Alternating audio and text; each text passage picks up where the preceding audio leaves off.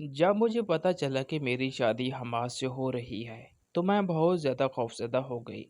اس انسان کے بارے میں نے بہت پوری پوری باتیں سن رکھی تھی، جن میں سے ایک قابل ذکر بات یہ تھی کہ یہ اپنی ماں کے ساتھ بہت ظلم کرتا تھا۔ یہ ایک انتہا پسند انسان تھا، چاہے محبت ہو نفرت ہو، یہ ہر حد پار کر جاتا۔ اور مجھے اس طرح کے انسانوں سے شروع سے ہی بہت خوف محسوس ہوتا تھا۔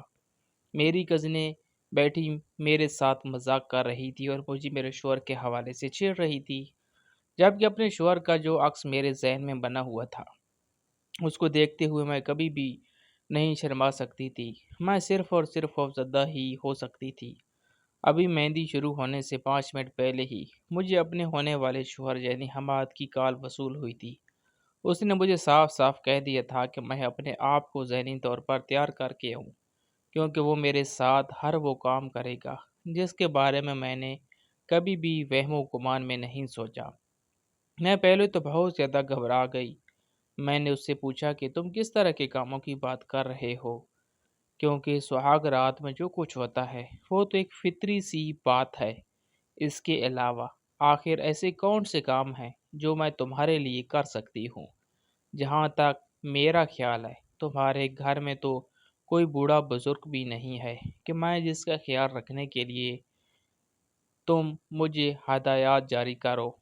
وہ پراسرار انداز میں مسکرانے لگا۔ اس کے بعد اس نے مجھے ایک ویب سائٹ کا بتایا اور کہا کہ اس پر جا کر دیکھ لینا، تمہارے اوپر سارے راز اشکار ہو جائیں گے۔ دراصل میرا شمار ایسے لوگوں میں ہوتا تھا جنہیں موبائل میں ذرا برابر دلچسپی نہیں تھی۔ میں نے موبائل فون کو صرف دوسرے لوگوں کے ساتھ رابطے کرنے کے لیے رکھا ہوا تھا۔ میں نے اپنی ساری زندگی بہت ہی سادگی کے ساتھ گزاری تھی۔ ایسا نہیں تھا کہ میں ایک بہت ہی غریب خاندان سے تعلق رکھتی تھی۔ اللہ تعالیٰ کا ہم لوگوں پر بہت کرم تھا۔ ابا میرے ایک بہت بڑے افیسر تھے جو اب پینشن آنے والے تھے۔ ساری زندگی ہم لوگوں نے عیش و عشرت کے ساتھ گزاری تھی۔ میں شروع سے ہی کتابوں میں دلچسپی رکھتی تھی، مطالعہ کرنے کا مجھے بہت شوق تھا اور موبائل جیسے خرافات سے میں بہت زیادہ دور تھی۔ میں نے ایک کزن سے بات کی، اسے اس ویب سائٹ کے بارے میں بتایا۔ میری آواز تھوڑی سی اونچی ہو گئی تھی۔ اس نے جلدی سے میرے منہ پر ہاتھ رکھا اور مجھے ڈانٹتے ہوئے خاموش کروایا۔ پھر مجھے کہنے لگی کہ یہ کیا بول رہی ہو، کسی نے سن لیا تو کیا بات آ جائے گی۔ میں نے اس سے کہا کہ ایسی کون سی غلط بات کرتی ہے میں نے جو تم اتنی زیادہ خوفزدہ ہو گئی ہو۔ اس نے غصے سے مجھے گھورا اور کہنے لگی کہ جس ویب سائٹ کا تم نام لے رہی ہو یہ ایک ڈراک ویب سائٹ ہے اور جہاں پر جتنی بھی چیزیں ہوتی ہیں وہ غیر قانونی ہوتی ہے۔ میں پھر بھی اس کی بات کو نہیں سمجھی۔ میں نے اسے کہا کہ تم مجھے کیا ایک بار وہ کھول کر دے سکتی ہو؟ وہ عجیب سے انداز میں ہنسنے لگی اور پھر غور سے میرے چہرے کی طرف دیکھنے لگی۔ اسے اس طرح سے اپنے آپ کو دیکھتا پا کر میں نے اسے ٹوکا اور کہا کہ مجھے اس طرح سے مت دیکھو جیسے میں کوئی چوری کر رہی ہوں۔ جلدی سے مجھے وہ ویب سائٹ کھول کر دو۔ اس نے آخر میں صرف ایک ہی بات کی تھی اور وہ یہ تھی کہ میں دیکھ رہی ہوں تو تم کچھ زیادہ ہی خراب ہوتی جا رہی ہو۔ اس کے بعد اس نے وہ ویب سائٹ کھول کر مجھے دے دی اور خود کمرے سے باہر نکل گئی۔ جاتے ہوئے وہ مجھے یہ کہنا نہیں بھولی تھی کہ آواز نیچے رکھنا اور دروازہ بند رکھنا، کہیں ایسا نہ ہو کہ کوئی تمہیں وہ سب دیکھتے ہوئے پکڑ لے، پھر تمہاری شامت آ جائے گی۔ میں نے جب وہ ویب سائٹ کھولی تو میرا دل خراب ہونے لگا۔ وہاں پر عورتوں کے ساتھ بہت ہی برا سلوک کیا گیا تھا، جبکہ اسلام اور میرے مطالعے کے مطابق یہ سب کچھ حرام تھا۔ جیسے جیسے میں دیکھتی جا رہی تھی ویسے ویسے میری طبیعت خراب ہوتی جا رہی تھی۔ مجھے سمجھ نہیں آ رہا تھا کہ یہ سب کیا ہو رہا ہے، اور جب میں وہ سب دیکھنے کے بعد فارغ ہوئی تو میرے ذہن میں ایک ہی خیال آیا، وہ یہ تھا کہ میرا سامنا کیسے انسان کے ساتھ ہونے جا رہا ہے جو ہر طرح کی برائیوں میں ملوث ہے۔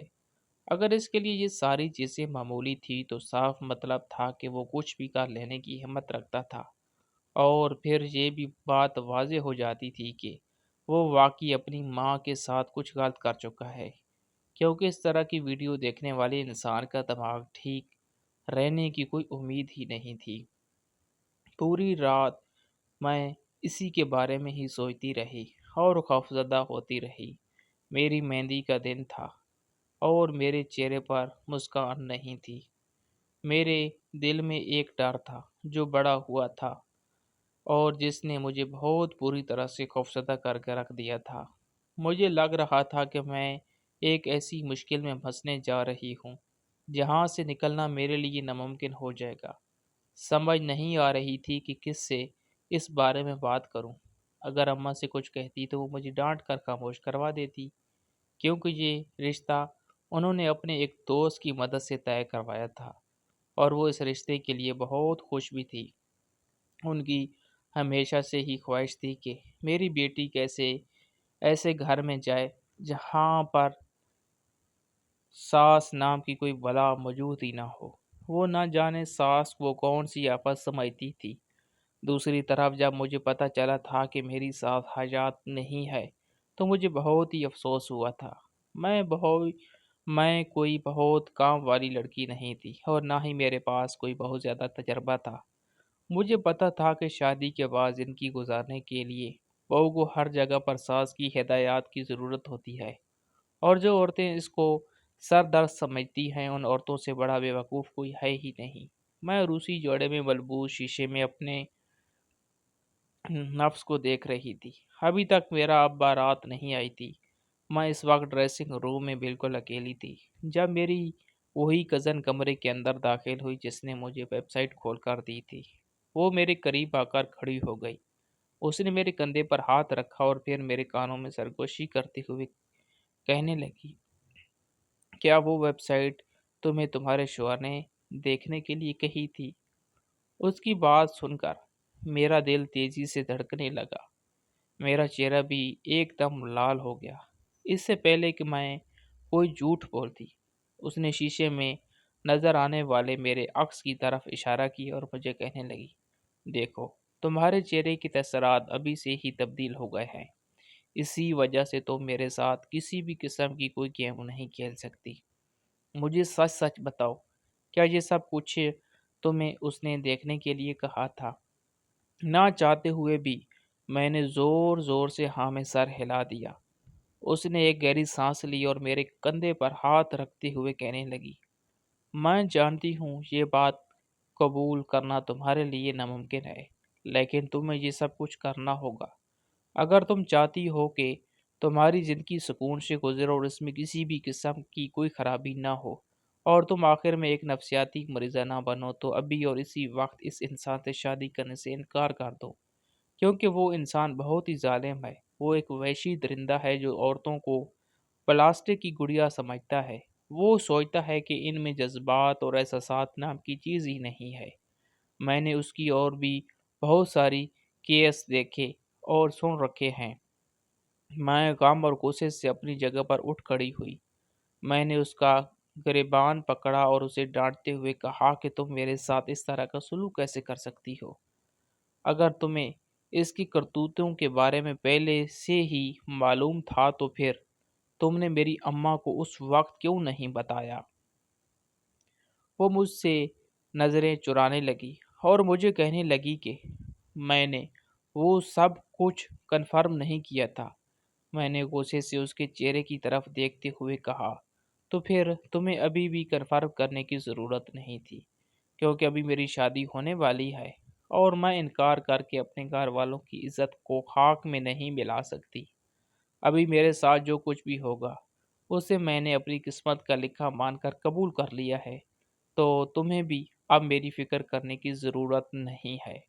ہم دونوں ایک دوسرے کے ساتھ لڑ رہے تھے جب اچانک ہی کمرے کا دروازہ کھلا اور میری کزن تیزی سے اندر داخل ہوتے ہوئے کہنے لگی، تمہیں تمہاری بارات آ گئی ہے، جلدی سے اپنی تیاری مکمل کر لو، تھوڑی ہی دیر کے بعد تمہیں اسٹیج پر لے جایا جائے گا۔ اس کے بعد وہ دوبارہ سے میرے میک اپ سیٹ کرنے لگی۔ اچانک ہی اس نے مجھے کہا کہ اپنے چہرے پر مسکراہٹ لے کر آؤ، معلوم ہی نہیں ہو رہا تھا کہ تم اس شادی سے خوش ہو۔ اب میں سے کیا بتاتی کہ غم اور غصے نے میری خوشی پر غلبہ پا لیا ہے۔ اب میں چاہ کر بھی نہیں مسکرا سکتی۔ جب تک میں اس کے ساتھ اسٹیج پر بیٹھی رہی تب تک اس کے ہاتھوں کی حرکت مجھے اپنے ہاتھوں پر محسوس ہوتی رہی۔ وہ عجیب سے انداز میں میرے ہاتھوں کو مسر رہا تھا۔ مجھے شدید بے چینی کا احساس ہو رہا تھا۔ زیادہ غصہ مجھے اس لیے آ رہا تھا کیونکہ ابھی تک ہم دونوں کا نکاح نہیں ہوا تھا اور میری ماں نے مجھے اس کے پلو میں جا کر بٹھا دیا تھا۔ تھوڑی ہی دیر کے بعد جب مولوی آیا اور اس نے میرا نکاح پڑھایا تو میں تھوڑی سی سکون میں آئی، لیکن ابھی تک وہ بے چینی غائب نہیں ہوئی تھی۔ میرے چہرے کی بدلتے ہوئے تاثرات کو دیکھ کر وہ مسکرانے لگا اور کہنے لگا، کیا تمہیں بہت زیادہ بے چینی محسوس ہو رہی ہے؟ اس کی بات سن کر نہ چاہتے ہوئے بھی میں انہیں ہاں میں سر ہلا دیا۔ اب میں اسے کیا بتاتی کہ وہ میری زندگی میں آنے والا پہلا مرد تھا اور وہی وہ شخص تھا جس نے پہلی بار مجھے چھوا تھا۔ آج سے پہلے کسی مرد کو بھی میں نے یہ اجازت نہیں دی تھی کہ وہ مجھے ہاتھ لگائے اور نہ کسی کی انگلی میں آنکھیں ڈال کر میں نے بات کی تھی۔ اس کی بعد وہ میری طرف جھکا اور میرے کانوں میں سرگوشی کرتے ہوئے کہنے لگا کہ رات کو تمہارے ساتھ وہ کام کرنے ہیں کہ جس سے نہ صرف تمہاری بے چینی دور ہو جائے گی بلکہ اس کے ساتھ ساتھ تمہارے دل میں میری محبت بھی بڑھ جائے گی اور تم مجھے دنیا کا سب سے بہترین شوہر اور خود کو دنیا کی سب سے خوش قسمت ترین عورت تصور کرنے لگو گی۔ پھر اس نے مجھ سے دوبارہ سے پوچھا، کیا تم نے وہ ویب سائٹ دیکھی تھی جو میں نے تمہیں کہی تھی؟ میں نے چاہتے ہوئے بھی انکار نہیں کر سکی اور میں نے زور زور سے ہاں میں سر ہلا دیا۔ اس پر اس نے کچھ بھی نہیں کہا اور سیدھا ہو کر بیٹھ گیا۔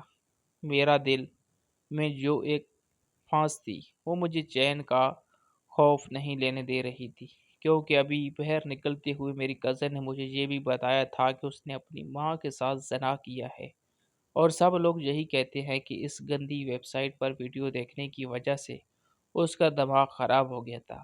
اسی وجہ سے اس نے اپنی ماں کو بھی نہیں چھوڑا اور اس کے ساتھ بھی وہ کام کر دیا کہ جسے کرنے کے بارے میں انسان سوچ ہی نہیں سکتا۔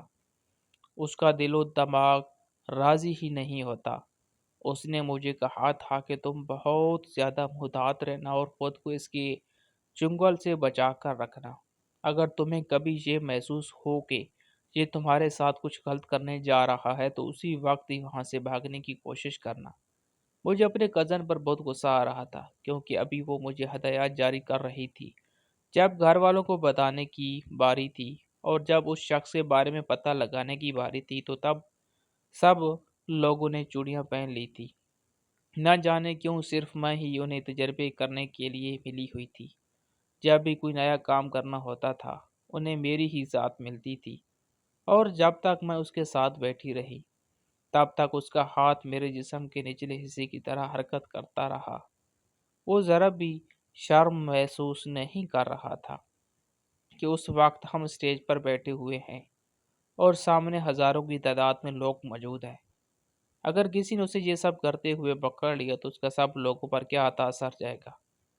اس سے ذرا بھی انتظار نہیں ہو رہا تھا، یوں لگ رہا تھا جیسے وہ برسوں کا ترسا ہوا ہو۔ مجھے اس طرح کے لوگوں سے بہت شدید نفرت تھی۔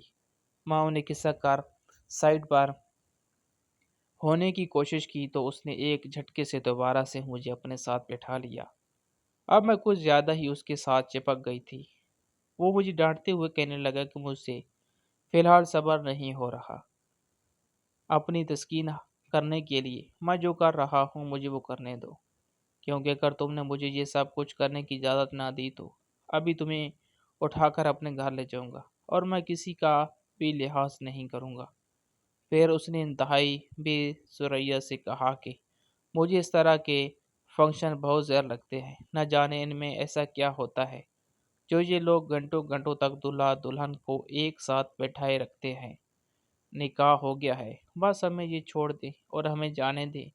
اس کی بے چینی صاف بتا رہی تھی کہ وہ بہت کچھ کرنے کا ارادہ رکھتا ہے اور یہ ساری چیزیں مجھے بہت زیادہ خوفزدہ کر رہی تھی۔ تقریباً 2 گھنٹے کے بعد میری رخصتی کا شور اٹھا اور پھر اس کے ساتھ ہی اس کا ہاتھ ابھی حرکت کرتا رک گیا۔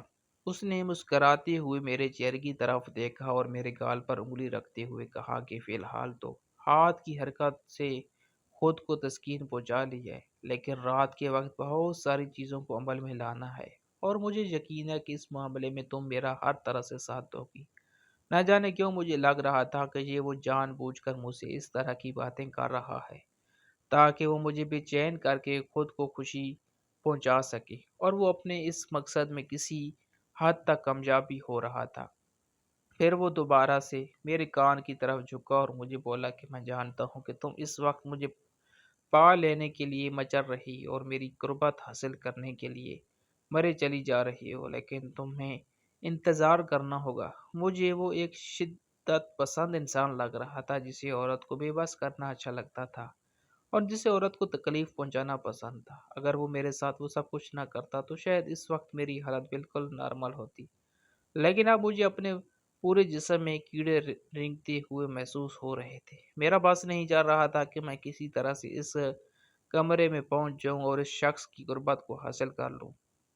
تھوڑی دیر پہلے جو شخص مجھے شدید زہر لگ رہا تھا اور جس سے مجھے نفرت کا احساس ہو رہا تھا، اب اس شخص کی انہی حرکتوں کی وجہ سے مجھے اس شخص کی طلب ہونے لگی تھی، اور وہ شخص مجھے زندگی اور موت جیسا لگ رہا تھا کہ اگر یہ مجھے مل گیا تو مجھے زندگی مل جائے گی، اور اگر یہ مجھے نہ ملا تو شاید میں ختم ہو جاؤں گی۔ صحیح بات ہے کہ نفسیاتی خواہشات انسان کو اندھا کر دیتی ہیں اور پاگل بنا دیتی ہیں۔ میرے ساتھ بھی ابھی ابھی اس طرح کی ہی صورتحال تھی۔ بلا شبہ میں کوئی ناجائز خواہش نہیں کر رہی تھی، لیکن جو کچھ میرے شوہر نے میرے ساتھ کیا تھا اس کے بعد یہ خواہش مجھے بہت ذلیل کر رہی تھی، اور مجھے لگ رہا تھا کہ میں اس کے سامنے اس کی قربت کی بھیک مانگ رہی ہوں۔ کافی دیر کے بعد میں اس کے گھر پہنچ گئی، جہاں پر اس کی کچھ رشتہ دار خواتین بیٹھی ہوئی تھی اور ان کو وہ بہت ہی غصے سے دیکھ رہا تھا۔ سب سے پہلے وہ اپنی پھوپھو جان کے پاس گیا اور انہیں کہنے لگا، پھوپھو جان، میں نے آپ کو پہلے بھی کہا تھا کہ میں اپنے گھر میں اس طرح کی رسمیں نہیں چاہتا، کیونکہ مجھے یہ سب کچھ بالکل بھی پسند نہیں ہے۔ دوسری طرف اس کی پھوپھو اس کی کوئی بھی بات سننے کے لیے تیار نہیں تھی۔ اسے غصے سے کہنے لگی کہ میں نے تم سے تمہاری مرضی کے بارے میں نہیں پوچھا، میں تمہیں صرف اور صرف یہ بتا رہی ہوں کہ تمہاری بیگم کے ساتھ ہم کچھ رسمیں کریں گے، اور یہ ہماری خاندانی رسمیں ہیں۔ تمہیں ہر حال میں ہمارا ساتھ دینا ہوگا۔ اگر تمہیں یہ منظور نہیں ہے تب بھی تمہاری بات نہیں مانی جائے گی۔ تم فی الحال جاؤ اور اپنے دوستوں کے پاس جا کر بیٹھو۔ ابھی تو شام کے 4 بج رہے ہیں، کیا تم 4 بجے ہی اسے اپنے کمرے میں لے کر جاؤ گے اور سہاگ رات منانا شروع کر دو گے؟ کم از کم رات کا تو انتظار کر ہی لو۔ اس کی پھوپھو حد سے زیادہ منہ پھٹ تھی۔ ان کی بات کرنے کے انداز سے صاف نظر آ رہا تھا کہ وہ کچھ بھی سوچے سمجھے بغیر بول رہی ہے۔ اپنی باتوں سے وہ خود تو شرمندہ نہیں ہوئی تھی، لیکن میں شرم سے پانی پانی ہو گئی تھی۔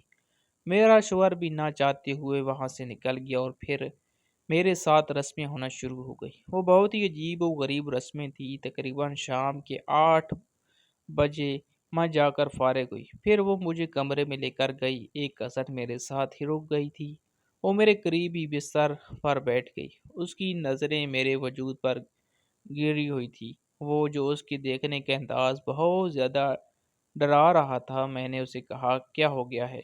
تو مجھے اس طرح سے کیوں دیکھ رہی ہو؟ وہ مجھے کہنے لگی کہ میں تمہارا نازک سراپا دیکھ کر اندازہ لگانے کی کوشش کر رہی ہوں کہ تم اس انسان کی شدتوں کو برداشت کر پاؤ گی۔ اس کی بات سن کر میرا چہرہ غصے سے لال ہو گیا۔ میں نے بڑی مشکل سے اپنے آپ پر قابو پایا تھا۔ میں نے اسے کہا کہ تم اس بات سے مسئلہ نہیں ہونا چاہیے، یہ میرا اور میرے شوہر کا معاملہ ہے، وہ میرے ساتھ جیسا بھی سلوک کرے تمہیں اس سے کوئی غرض نہیں۔ وہ ہنسنے لگی اور کہنے لگی کہ ایک زمانہ میں میرا بھی تمہارے شوہر کے ساتھ تعلق رہ چکا ہے، بس اسی حوالے سے ہی میں دیکھ رہی تھی، کیونکہ میں نے اس کی شدتوں پر قابو پا لیا تھا۔ پتہ نہیں تمہارا کیا بنے گا۔ اس کی جب میں نے یہ بات سنی تو مجھے لگا کہ میرے قدموں کے نیچے سے زمین نکل گئی ہے۔ میں بے یقینی سے اس کے چہرے کی طرف دیکھنے لگی۔ مجھے حیران دیکھ کر وہ ہنسنے لگی اور کہنے لگی، کیا ہو گیا ہے؟ تمہیں جو میری طرف کیوں دیکھ رہی ہو؟ لگتا ہے کہ میں نے کچھ غلط کہہ دیا ہے۔ وہ حد سے زیادہ ذلیل معلوم ہو رہی تھی، جس نے میرے سامنے میرے شوہر کی کردار کی دھجیاں اڑا کر رکھ دی تھی۔ اور اب بہت ہی نارمل انداز میں مجھ سے پوچھ رہی تھی کہ کیا اس نے کچھ غلط کہہ دیا ہے؟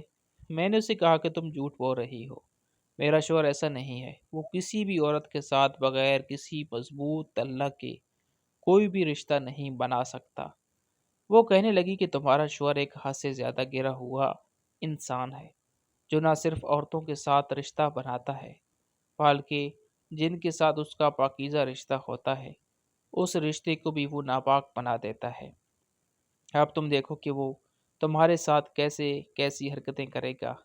پھر وہ مجھے کہنے لگی کہ اس نے مجھ سے یہ سب کچھ ناجائز طریقے سے نہیں کیا تھا، بلکہ اس نے مجھ سے بھی نکاح کیا تھا، اور پہلی ہی رات اس نے مجھے وہ سب کچھ دکھا دیا کہ جس کے بارے میں کوئی عورت گمان ہی نہیں کر سکتی۔ چلو میری تو خیر ہی تھی، میں تو بچپن سے ہی اس طرح کے گندے کاموں میں ملوث تھی۔ میری ماں نے مجھ پر کبھی توجہ ہی نہیں دی تھی، اس نے مجھے پیسوں کی مشین سمجھ لیا تھا اور مجھ سے اس طرح کے کام کروا کے لوگوں سے پیسے وصول کرتی تھی۔ تم اپنے بارے میں سوچو کہ تمہارا کیا حال ہوگا۔ ارے وہ انسان جس نے اپنی ماں کو بھی نہیں چھوڑا، جس نے اپنی ماں کے ساتھ زیادتی کی اور اس کے ساتھ اتنا برا سلوک کیا کہ میں نے جب وہ ویڈیو دیکھی تو مجھے لگا تھا کہ میں اگلی سانس نہیں لے پاؤں گی۔ میں نے اسے کہا کیا تم نے مجھے پاگل سمجھا ہوا ہے؟ آخر وہ تمہیں ویڈیو بنا کر کیوں دکھائے گا؟ وہ مسکرانے لگی اور کہنے لگی کہ محبوبہ نام کی بھی کوئی چیز ہوتی ہے، میں تمہارے شوہر کی محبوبہ ہی ہوں، جسے وہ کبھی بھی نہیں بھول سکتا۔ جب بھی اسے میری ضرورت پڑتی ہے وہ میرے پاس آ جاتا ہے۔ جب تک کہ جب تمہارے ساتھ اس کے رشتے کی بات چل رہی تھی تب بھی اس نے راتیں میرے گھر میں ہی گزاری تھی۔ اس نے اپنے سارے راز مجھے بتائے ہوئے ہیں۔ اس عورت کی باتیں مجھے پاگل کر رہی تھی۔ میں نے اسے کہا کہ اگر اس نے تمہیں راز بتائے ہوئے ہیں تو تم پولیس کو جا کر اس بارے میں کیوں نہیں بتاتی؟ آپ کی بار وہ مکمل طور پر خاموش ہو گئی اور مجھے کہنے لگی کہ اس کی مجھ پر کچھ احسانات بھی ہیں جن کو میں کسی بھی طور پر نہیں بھول سکتی۔ اسی وجہ سے میں رکی ہوئی ہوں، تمہیں میں اس وجہ سے بتا رہی ہوں تاکہ تم پہلے سے ہی خبردار ہو جاؤ، یہ گھر چھوڑ کر بھاگ جاؤ، کیونکہ اس انسان کی قربت تمہیں ذلیل اور رسوا کر کے رکھ دے گی۔ یہ کہہ کر وہ خاموشی سے وہاں سے نکل گئی تھی، جبکہ میں پھوٹ پھوٹ کر رونے لگی۔ میں سمجھ نہیں پا رہی تھی کہ میرے ساتھ کیا ہو رہا ہے۔ اپنی ساری زندگی میں انتہائی پاکیزگی سے گزاری تھی، اپنے رب کی عبادت کی تھی، کبھی غیر محرم کی طرف نظر اٹھا کر نہیں دیکھا تھا، یہاں تک کہ نہ ہی کبھی کسی لڑکے کے ساتھ دوستی کرنے کی کوشش کی تھی۔ میں جس ماحول پروان چڑھی تھی وہاں پر یہ چیزیں بہت ہی معمولی سی تھی۔ میری ماں بھی اکثر ہی مجھے یہ ہدایت کرتی تھی کہ اپنی کلاس کے لڑکوں کے ساتھ بات چیت کرو گی تبھی تمہارے لیے کوئی اچھا رشتہ آئے گا، مگر ان کی باتیں سن کر میں صاف کہہ دیتی تھی کہ جو کچھ میری قسمت میں لکھا ہوا ہے وہ مجھے مل کر ہی رہے گا، اس لیے مجھے کسی بھی طرح کا حرام کام کرنے کی ضرورت نہیں ہے۔ اور یہ سب کچھ کرنے کے باوجود جب مجھے یہ انسان مل رہا تھا تو میرا دل کر رہا تھا کہ زمین پھٹے اور میں اس کے اندر سما جاؤں۔ میں وہیں پر بیٹھ گئی اور اپنے رب سے شکوے اور فریادیں کرنے لگی۔ میں اپنے رب کے سامنے رونے لگی اور اپنے رب سے شکایت کرتے ہوئے کہنے لگی کہ میں ایسی لڑکی تو نہیں تھی کہ آپ نے مجھے اس قدر گھٹیا انسان دیا ہے۔ میں اس انسان کے ساتھ کیسے زندگی بسر کروں گی جس کے بارے میں سوچ کر ہی مجھے کراہت محسوس ہوتی ہے، اور جس کے بارے میں نے اس قدر باتیں سن لی ہیں کہ میں ساری عمر اس کی قدر اور عزت نہیں کر پاؤں گی۔ اور اگر اس نے آج رات میرے ساتھ بھی وہ سب کچھ کیا جو یہ واقعی عورتوں کے ساتھ کر چکا ہے تو پھر میری اپنی ہی نظروں میں کیا عزت رہ جائے گی؟ میں نے ہمیشہ سے اپنے لیے کیسے شوہر کیا خواب دیکھ رکھا تھا کہ جس کے پاس اگر کوئی غیر عورت آئے تو وہ خدا کی پناہ مانگے اور اپنی نامحرم کے علاوہ کسی اور کی طرف نظر اٹھا کر بھی نہ دیکھے۔ مگر مجھے جو انسان ملا تھا وہ اس کے بالکل برعکس تھا، اور جسے یہ سب کچھ کرتے ہوئے ذرا شرمندگی بھی محسوس نہیں ہوتی تھی۔ کافی دیر تک میں وہیں پر بیٹھی رہی اور روتی رہی۔ میرا میک اپ بھی حد سے زیادہ خراب ہو گیا۔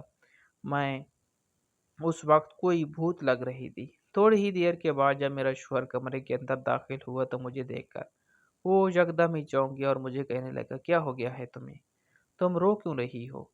ابھی تو میں نے تمہارے ساتھ کچھ کیا ہی نہیں ہے۔ اس کی یہ بات سن کر میرا دل تیزی سے ادھر کرنے لگا۔ اس سے پہلے کہ میں کچھ کہتی اس نے انگلی میرے ہونٹوں پر رکھ دی اور مجھے خاموش رہنے کا اشارہ کیا۔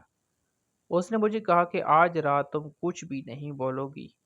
اگر تمہارے منہ سے میں نے ایک بھی آواز سنی تو میری شدتوں میں مزید اضافہ ہو جائے گا۔ تمہیں یہ اندازہ نہیں ہے کہ عورتوں کی چیخیں مجھے کس قدر بے چین کرتی ہیں۔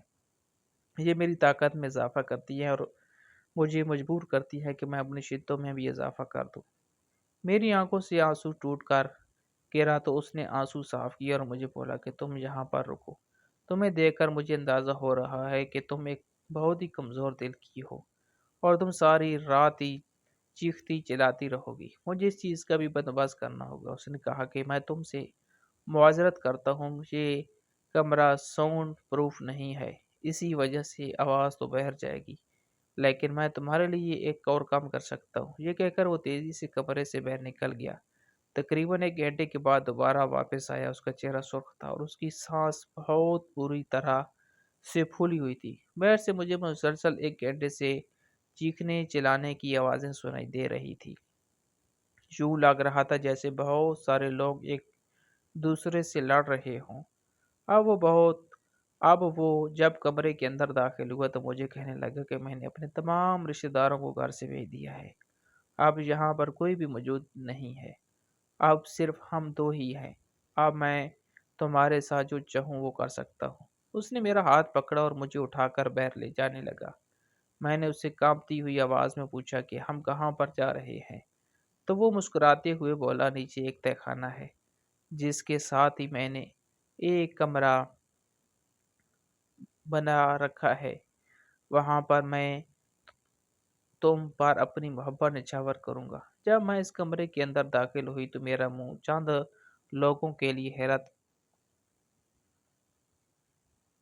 سے کھلا کا کھلا رہ گیا۔ پورا کمرہ گلابوں سے بھرا ہوا تھا اور وہاں پر سرخ رنگ کی بیڈ شیٹ بھی تھی اور اس کے علاوہ سرخ رنگ کا ہی پینٹ کیا ہوا تھا۔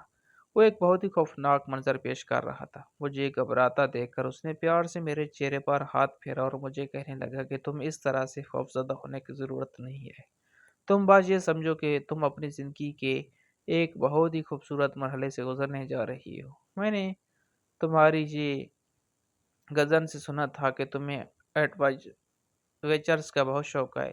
اب یہ سوچو کہ یہ تمہاری زندگی میں آنے والا ایک نیا ایڈونچر ہے جسے تم نے صرف اور صرف انجوائے کرنا ہے۔ اپنے شوہر کو دیکھ کر مجھے ایک پاگل اور سائیکو انگریز کا گمان ہو رہا تھا۔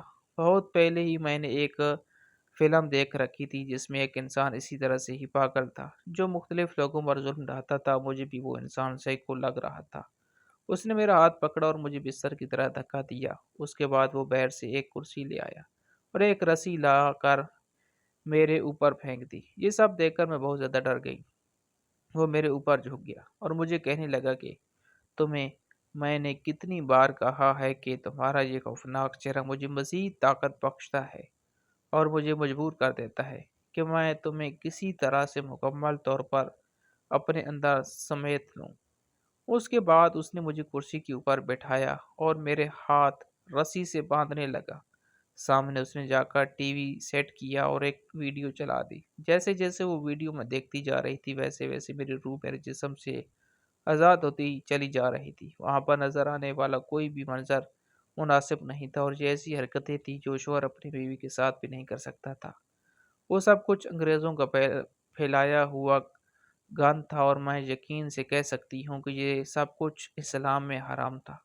اس نے میری رسی تھوڑی سی ڈھیلی باندھ رکھی تھی، شاید اس وجہ سے تاکہ مجھے تکلیف کا احساس نہ ہو۔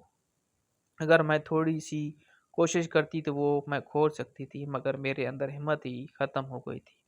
یوں لگ رہا تھا جیسے میری ٹانگوں سے بھی جان نکل گئی ہو اور میرے ہاتھ مفلوج ہو گئے ہوں۔ جب وہ ویڈیو ختم ہوئی تو وہ میری طرف بڑھا اور پیار سے میرے سر پر ہاتھ رکھتے ہوئے کہنے لگا، مجھے یقین ہے کہ تم نے وہ سب کچھ دیکھ لیا ہوگا یا یاد کر لیا ہوگا۔ اب تم یہ بات اپنے ذہن میں بٹھا لو کہ میں تمہارے ساتھ وہ سب کچھ کرنے جا رہا ہوں۔ تم نے اس لڑکی کو دیکھا تھا، وہ مکمل طور پر خاموش تھی، اس نے ایک بھی چیخ نہیں ماری تھی، اور میں تم سے یہ امید کرتا ہوں کہ تم بھی چیخو گی اور چلاؤ گی نہیں، کیونکہ چیخنے کی آوازیں میرے روح کو تسکین پہنچاتی ہے۔ اگر تم یہ سوچو کہ یہ تم رو کر میرے دل پر نرمی کی ضرب لگاؤ گی تو اس میں سراسر تمہاری ہی غلط فہمی ہے، کیونکہ مجھ میں نرمی نام کی چیز ہی نہیں ہے۔ میں ایک وحشی درندہ ہوں اور وحشت میرے اندر کوٹ کوٹ کر بھری ہوئی ہے۔ جب تک میں اپنی یہ وحشت باہر نہ نکال دوں تب تک میں نرم دل نہیں ہو سکتا، اور تم یہ وحشت باہر نکالنے میں میری مدد کرو گی، کیونکہ تم میرے لیے ایک پلاسٹک کی گڑیا ہو۔ جب اس نے یہ بات کی تو میرے کزن کی بات بھی میرے ذہن میں گھومنے لگی۔ اس نے بھی مجھے یہی کہا تھا کہ تمہارا ہونے والا شوہر عورت کو پلاسٹک کی گڑیا سمجھتا ہے۔ اس سے پہلے کہ وہ میرے کندھے پر ہاتھ رکھتا، اچانک ہی ہم دونوں کی چیخوں کی آوازیں سنائی دی۔ آواز سن کر میں بہت زیادہ گھبرا گئی تھی۔ ایک عورت اونچی اونچی آواز میں رو رہی تھی، پیٹ رہی تھی اور کہہ رہی تھی، میرے بیٹے، مجھے چھوڑ دو، مجھے کچھ بھی نہ کہو، خدا کا خوف کرو، میں تمہاری ماں ہوں، میں نے تمہاری پرورش کی ہے، آخر تم کیسے میرے ساتھ یہ سب کچھ کر سکتے ہو؟ کوئی تو خدا کا خوف کرو۔ ان آوازوں میں حد سے زیادہ دہشت تھی۔ اس سے پہلے کہ میرا شوہر میرے پاس آتا اور میرے کندھے پر ہاتھ رکھتا، وہ جلدی سے پیچھے کی طرف ہٹا، وہ بیڈ پر جا کر بیٹھ گیا۔ اس نے اپنا سر دونوں ہاتھوں میں گرا دیا اور اپنے بال زور زور سے کھینچتے ہوئے کہنے لگا، چپ کر جاؤ، بند کر جاؤ منہ، اپنی بکواس بند کرو، یہ جھوٹ ہے، یہ فریب ہے، تم مر چکی ہو، تم ہی لوگوں میں موجود نہیں ہو، چلی جاؤ، دفع ہو جاؤ یہاں سے۔ میں خود بہت زیادہ پریشان ہو گئی تھی۔ میں سمجھ نہیں پا رہی تھی کہ یہ آوازیں کہاں سے آ رہی ہیں۔ اتنا تو مجھے اندازہ ہو گیا تھا کہ کوئی ماں ہے جو اپنے بیٹے کے ساتھ فریاد کر رہی ہے۔ میرا سال بہت بری طرح سے جا رہا تھا۔ اچانک ہی میری آنکھوں کے سامنے اندھیرا چھانے لگا اور میں بے ہوش ہو کر گر پڑی۔ صبح جب میری آنکھ کھلی تو میں اس سرخ رنگ کے بستر پر ہی لیٹی ہوئی تھی۔ میرے سر میں شدید درد ہو رہا تھا۔ جب رات کا منظر میری نظروں کے سامنے گھوما تو میرا پورا وجود خوف سے کانپنے لگا۔ میں جلدی سے اپنے بستر پر اٹھ بیٹھی۔ میں نے دیکھا کہ میرا شوہر سامنے ہی صوفے پر بیٹھا ہوا تھا۔ اس نے اپنی آنکھیں موند رکھی تھی، یعنی رات کے وقت اس نے میرے ساتھ کچھ بھی نہیں کیا تھا۔ میں بچ گئی تھی اور یہ بات میرے لیے بہت ہی تسکین کی تھی، مگر ایسا کب تک ہو سکتا تھا؟ کب تک میں اس سے اپنی جان بچا سکتی تھی؟ ایک دن تو ایسا آنا ہی تھا جب وہ مجھ پر اپنی وحشت اجاں کر دیتا۔ وہ دن آنے سے پہلے مجھے اپنے لیے کچھ کرنا تھا۔ مجھے اس کی حقیقت سب کے سامنے اجاں کرنی تھی۔ میں اس درندے کو یوں اتنی آزادی سے گھومتا ہوا نہیں دیکھ سکتی تھی۔ اگر یہ اپنی بیوی کے ساتھ وہ سب کچھ کرنے کی صلاحیت رکھتا تھا تو اس کا مطلب صاف تھا کہ یہ کسی بھی لڑکی کے ساتھ کچھ بھی کر سکتا تھا۔ اس کے ہوتے ہوئے ہمارا معاشرہ کسی بھی طور پر محفوظ نہیں تھا، اور اس بات کا احساس مجھے شدت سے ہو رہا تھا۔ میں معاشرے کی دوسری لڑکیوں کے لیے اسے ایک درندہ نہیں بننے دیکھ سکتی تھی۔ میں خاموشی سے اس کے قریب سے ہو کر پیر نکل کے ابھی میں سامنے بنے تھے خانے سے گزر رہی تھی کہ اچانک ہی مجھے اندر سے دوبارہ چیخوں کی آواز سنائی دینے لگی۔ میں بہت بری طرح سے گھبرا گئی۔ وہ چیخوں کی آواز صرف مجھے چند لمحوں کے لیے ہی آئی تھی، اور پھر اس کے ساتھ ہی وہ آواز بھی بند ہو گئی اور وہ ہی سیڑھیوں پر ہی بیٹھ گئی اور اپنا سر دونوں ہاتھوں میں تھام لیا۔ نہ جانے یہ سب کچھ کیا ہو رہا تھا۔ اسی وقت ہی میرا شوہر جلدی سے کمرے سے باہر نکلا۔ وہ مجھے کہنے لگا کہ تم نے چیخوں کی آواز سنی؟ میں نے زور زور سے ہاں میں سر ہلا دیا۔ اس کے چہرے پر خوف کے تاثرات نمودار ہو گئے۔ اس کے بعد وہ تیزی سے گھر سے باہر نکل گیا۔ میں بھی خاموشی سے گھر کے اوپر والے حصے کی طرف آ گئی۔ مجھے بعد میں اپنی امی سے پتہ چلا تھا کہ میرا ولیمہ کینسل ہو گیا ہے، اور میرا شوہر ولیمہ کرنے کا کوئی موڈ نہیں رکھتا تھا۔ اس پر وہ بہت زیادہ ناراض ہو رہی تھی۔ میں نے اس بات میں زیادہ دلچسپی نہیں لی، کیونکہ ابھی میرے لیے یہ جاننا ضروری تھا کہ اس کمرے میں کیا ہے۔ رات کے وقت میں اپنے کمرے میں سونے کے لیے لیٹی ہوئی تھی جب میرا شوہر دوبارہ سے کمرے کے اندر داخل ہوا۔ اس کی حالت اچھی خاصی بری ہو گئی تھی۔ وہ غصے سے میری طرف دیکھ رہا تھا اور مجھے کہنے لگا کہ یہ سب کچھ تمہاری وجہ سے ہو رہا ہے۔ جب سے تم اس گھر میں آئی ہو تب سے سب کچھ خراب ہو گیا ہے۔ اس سے پہلے میں بہت اچھی زندگی گزار رہا تھا۔ اس سے پہلے کہ وہ دوبارہ سے میرے پاس آتا اور میرے ساتھ کچھ بھی غلط کرنے کی کوشش کرتا، ہمیں دوبارہ سے چیخوں کی آواز سنائی دینے لگی۔ اس بار میں بہت زیادہ خوفزدہ ہو گئی تھی کیونکہ چیخوں کی آواز بہت ہی اونچی تھی۔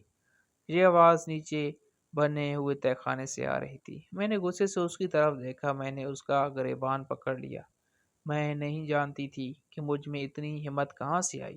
میں نے اسے جھنجھوڑا اور اس سے پوچھا کہ یہ سب کچھ کیا ہے؟ نیچے سے کس کے چیخوں کی آواز سنائی دے رہی ہے؟ وہ بھی حد سے زیادہ پاگل ہو گیا تھا۔ اس کے بھی سر میں شدید درد ہونے لگا تھا۔ وہ غصے سے چلایا کہ وہ میری ماں کی چیخوں کی آواز ہے۔ وہ چلا رہی ہے۔ اس کے ساتھ میں انہیں زیادتی کی تھی اور پھر میں نے اسے زندہ ہی قبر کے اندر دفن کر دیا تھا۔ مگر ایسا نہیں ہو سکتا، وہ زندہ نہیں ہو سکتی، وہ مر چکی ہے اور اب یہ سب کچھ میرا وہم ہے۔ یہ کہہ کر وہ زور زور سے چلانے لگا اور پھر پھوٹ پھوٹ کر رونے لگا۔ اس کی بات سن کر مجھے لگا تھا کہ ساتوں آسمان میرے سر کے اوپر آ کر گر گئے ہیں۔ جس پر میں شک کر رہی تھی وہ بات سچ ثابت ہو گئی تھی اور یہ سب کچھ قبول کرنا میرے لیے ہی مشکل ہی نہیں ناممکن تھا۔ میں نے اپنا سر دونوں ہاتھوں میں گرا دیا۔ تھوڑی دیر کے بعد جب وہ نارمل ہوا تب میں نے اسے پوچھا کہ تم نے یہ سب کچھ کیوں کیا تھا؟ شاید وہ اس وقت بات کرنے کے موڈ میں تھا اور وہ ٹوٹا ہوا تھا، اسی وجہ سے اس نے مجھے بتانا شروع کر دیا۔ اس نے مجھے کہا کہ جب میں 15 سال کا تھا تب میری دوستی ایک ایسے لڑکے کے ساتھ ہو گئی تھی جو حد سے زیادہ ذلیل انسان تھا اور جسے عورتوں کی عزت کرنا آتا ہی نہیں تھا۔ اس کی نہ تو ماں تھی اور نہ ہی بہن تھی اور وہ باقی عورتوں کو پلاسٹک کی گڑیا سمجھتا تھا۔ میں اسے سمجھاتا رہتا تھا لیکن پھر ایک دن ایسا ہوا کہ میں اس کی باتوں میں آ گیا۔ آخر کب تک انسان کسی چیز سے انکار کرے؟ وہ مجھے ایک لڑکی کے پاس لے گیا اور مجھے کہنے لگا کہ یہ لڑکی تمہارے حوالے ہے۔ میں دیکھنا چاہتا ہوں کہ تم اس کے ساتھ کیا کر سکتے ہو۔ میں نے خوفزدہ ہو کر اس کی طرف دیکھا اور اسے کہا کہ میں اس کے ساتھ کچھ بھی نہیں کر سکتا۔ وہ مجھے کہنے لگا کہ رکو، میں تمہیں ایک ویب سائٹ دکھاتا ہوں۔ پھر اس نے ایک ویب سائٹ میرے سامنے کھولی اور مجھے کہا کہ جو کچھ یہاں پر ہو رہا ہے تم اس کے ساتھ کرو، تمہیں بہت مزہ آئے گا۔ اس دن میں بہت زیادہ ڈرا ہوا تھا۔ ڈرتے ڈرتے میں نے اس کے ساتھ سب کچھ کیا، لیکن بعد میں جا کر اندازہ ہوا کہ یہ تو بہت ہی مزے کا کام ہے اور پھر تو مجھے اس سب کی لات ہی پڑ گئی تھی۔ وہ پتہ نہیں کہاں سے لڑکیاں پکڑ کر لاتا تھا اور پھر ہم دونوں مل کر غلط کام کرتے تھے۔ شوہر کی بات سن کر مجھے اندازہ ہو گیا تھا کہ پچھلے دنوں جتنے بھی ریپ کے کیسز ہو رہے تھے اور جتنی بھی زیادتیاں ہو رہی تھیں ان میں سے زیادہ تر کیسز میں اس انسان کا ہاتھ تھا۔ مجھے اس انسان سے شدید کین محسوس ہو رہی تھی۔ اس وقت میں نے ایک اور عقل مندی کا جو کام کیا تھا وہ یہ تھا کہ وہ جو کچھ کہہ رہا تھا میں وہ ساری باتیں ریکارڈ کر رہی تھی، کیونکہ میں اس جیسے وحشی درندے کو آزادی سے معاشرے میں گھومنے کی اجازت نہیں دے سکتی تھی۔ اس کو پکڑوانے کے لیے مجھے جو کچھ بھی کرنا پڑے وہ سب کچھ کرنے کے لیے تیار تھی۔ اس کے بعد وہ تھوڑی دیر کے لیے خاموش ہو گیا اور پھر مجھے کہنے لگا کہ میرا برا وقت شروع ہو گیا تھا کیونکہ میری ماں کو اس بارے میں پتہ چل گیا تھا۔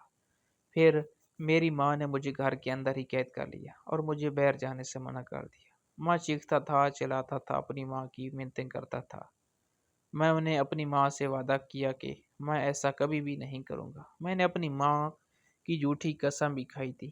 پھر مجھے انہوں نے دوبارہ گھر سے باہر نکال دیا، مگر میں دوبارہ سے انہی سرگرمیوں میں ملوث ہو گیا۔ اگلی بار میری ماں نے مجھے نیچے بنے تہ خانے میں قید کیا۔ کافی عرصے تک میں کسی بھی لڑکی کے پاس نہیں گیا تھا اور میری خواہشات بھی بڑھتی چلی جا رہی تھی۔ میں اس وقت ایک شیطان بن گیا تھا۔ مجھے لگ رہا تھا کہ اگر مجھے کوئی عورت نہ ملی تو میں پاگل ہو جاؤں گا۔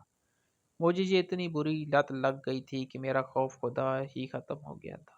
میری ماں ایک بہت ہی نیک عورت تھی جو ہر وقت کی تسبیح اور قرآن میں مصروف رہتی تھی۔ وہ مجھے پر دعائیں پڑھ کے بھی پھونکتی رہتی تھی، لیکن میرے دل پر جو کالک لگی ہوئی تھی وہ اتنی آسانی سے اترنے والی نہیں تھی۔ اور پھر اس دن میں نے اپنی ماں کے ساتھ بھی وہ سب کچھ کر دیا جس کے بارے میں کوئی بھی انسان گمان نہیں کر سکتا۔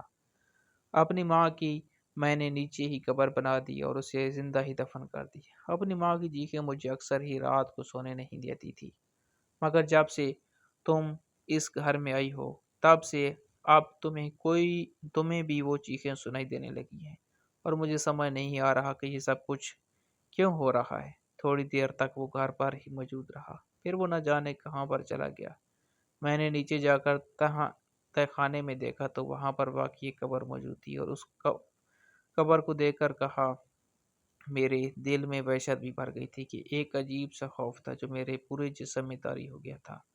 میں سمجھ نہیں پا رہی تھی کہ ایسا کیوں ہو رہا ہے۔ اس کے بعد میں اس کی ماں کے کمرے میں گئی جہاں پر مختلف کتابیں پڑھی ہوئی تھی، جن میں سے زیادہ تر کتابیں اسلامی تھی۔ اس کے علاوہ وہاں پر قرآن اور تسبیح بھی پڑھی ہوئی تھی۔ اس کی ماں واقعی ایک بہت ہی نیک عورت تھی،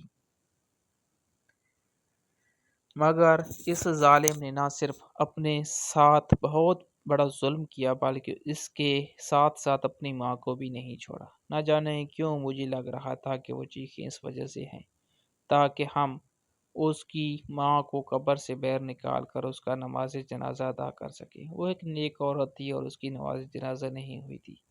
اسی وجہ سے ہی شاید ہمارے اشارے مل رہے تھے، کیونکہ اللہ تعالیٰ اپنے نیک لوگوں کو تنہا نہیں چھوڑتا اور ان کے ساتھ کسی بھی قسم کی زیادتی نہیں کرتا۔ رات کا وقت تھا، میں گھر میں اکیلی تھی جب اچانک ہی مجھے اونچی اونچی چیخوں کی آواز سنائی دینے لگی۔ تھوڑی ہی دیر کے بعد دروازے پر دستک ہوئی۔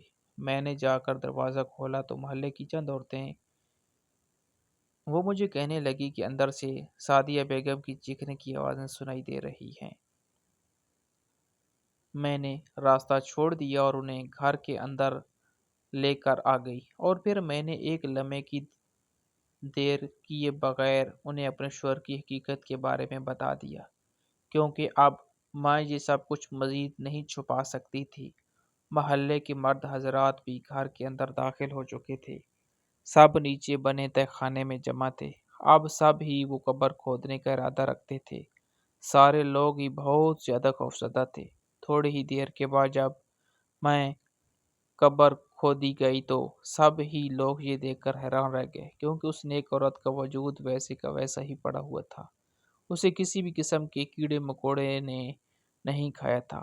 ان کی آنکھیں بند تھیں اور ان کے چہرے پر نور تھا۔ پھر انہیں عزت کے ساتھ وہاں سے نکالا گیا اور انہیں غسل دے کر ان کا نماز جنازہ ادا کیا گیا۔ یہ منظر دیکھ کر یہ سب لوگ ہی بہت زیادہ حیران ہو گئے تھے۔ میں نے بھی خاموشی سے وہ گھر چھوڑ دیا اور اپنے گھر واپس چلی آئی۔ میں خدا کا لاکھ لاکھ شکر ادا کر رہی تھی میں اس ظالم انسان کے شر سے بچ گئی، ورنہ اگر وہ میرے ساتھ بھی وہ سب کچھ کر دیتا تو شاید میں بھی ایک پاگل اور نفسیاتی عورت بن جاتی۔ وہ رات میری زندگی کی سب سے خوفناک رات تھی، جب میرا پہلی بار اس انسان کے ساتھ سامنا ہوا تھا اور انسان نے مجھے وہ ویڈیو دکھائی تھی۔ گھر آ کر میں نے اماں کو صاف صاف کہہ دیا تھا کہ دوبارہ میرا ساتھ اس طرح کی زیادتی کرنے کی کوشش مت کرنا۔ میری ماں اور میری کزنیں بھی اپنے کیے پر بہت زیادہ شرمندہ تھی، کیونکہ یہی وہ عورتیں تھیں جنہوں نے مجھے اس رشتے کے لیے سب سے زیادہ مجبور کیا تھا۔ جہاں تک میرے شوہر کا سوال تھا وہ فرار ہو گیا تھا۔ میں جانتی تھی کہ وہ پاگل انسان ہے، وہ مر جائے گا، لیکن یہ حرکتیں کبھی بھی نہیں چھوڑے گا۔ اس کی وہ ریکارڈنگ دینے پولیس کے حوالے کر دی۔ تھوڑے ہی عرصے کے بعد پولیس نے اسے پکڑ لی اور پھر اسے جیل ہو گئی۔ اس کے لیے یہی ٹھیک تھا کہ وہ ساری عمر جیل میں ہی جلتا رہے اور اپنے کیے پر پچھتاتا رہے۔ مجھے یقین تھا کہ ایک دن اس کا ضمیر اسے ضرور ملامت کرے گا اور اس کے پاس پچھتاوا اور بے چینیوں کے علاوہ کچھ بھی نہیں بچے گا، اور ویسے بھی ایسے ہی انسان کا انجام یہی ہوتا ہے۔